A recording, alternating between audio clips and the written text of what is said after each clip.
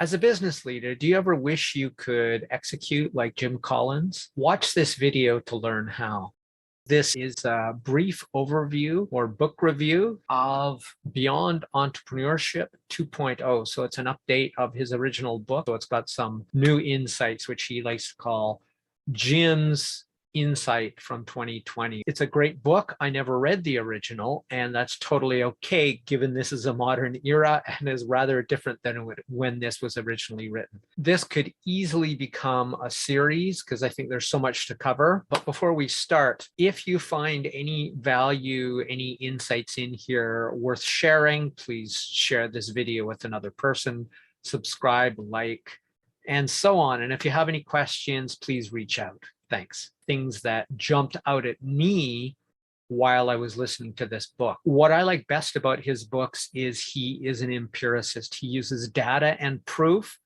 And one of the things that he likes using is his matched pair methodology, where he takes two comparable companies in the same era with the same market variables, and then looks at what the difference between those two are and which one doing very well and the other one doing less well or terrible, given the same market conditions. So it's really great that he controls for that important variable that few others actually pay any attention to. The other thing I love very much about Jim Collins and his writing in his books is he scientifically tests or examines historical data and then takes what seem like obvious things, and many of the points in this book seem obvious, except he takes common sense, all that stuff. Of course, that's the way you do it. That's the way I do it too. Except he actually tests to separate the common sense or the obvious that works from the obvious that doesn't, using that more scientific methodology and looking at that historical data. His first thing that really jumped out to me, first who, then what, and I've added another phrase to that, or fail. That is, he says, unless you have the right people on the bus, the greatest idea in the world is likely to fail. But if you have a fantastic group of people and a mediocre idea, and he cites several things, including a lot of the Pixar movies, that oftentimes they started out kind of sucking, but they had a fantastic team. And so by the end, you have legends like Toy Story and other ones that we all know and love now. Frozen. A lot of these stories started off pretty bad in their first screening, but they had the right people. And that's kind of his point, that without the right people, even the best idea could be in trouble. And with the right people, a very unremarkable idea could be made into something amazing. The next thing that he does, that he talks about leadership style and dispels the myth, especially the myth of a genius with 1,000 helpers. Not every great company has a leader like Steve Jobs was or became later on. Really what he talks about is how there are all stripes and types of great leaders.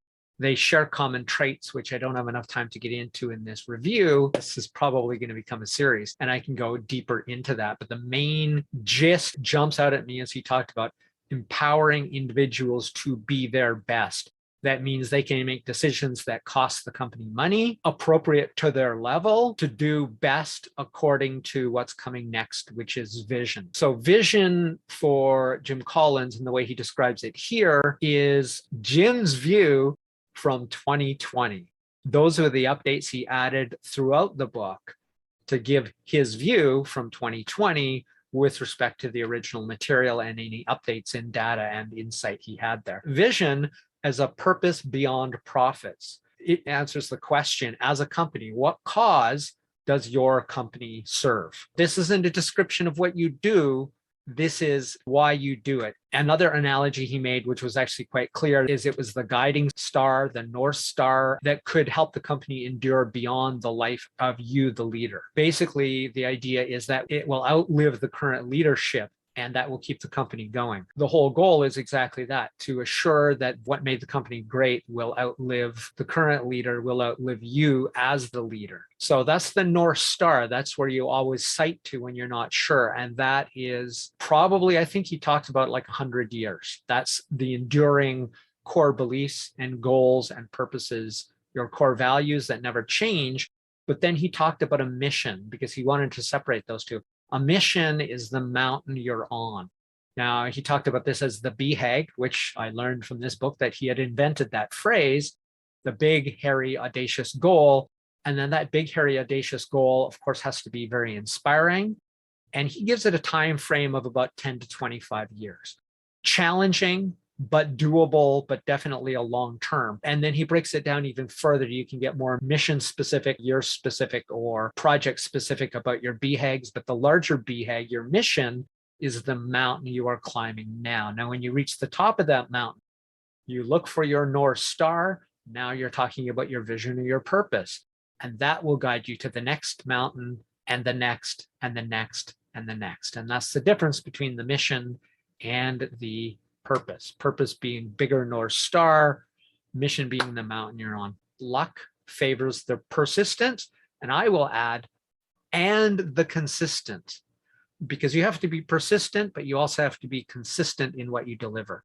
And he especially talked about the difference on return on luck, which he talked about in Good to Great and other books, saying two companies with exactly the same luck, good luck and bad luck, and how they responded to what was made the greatest difference.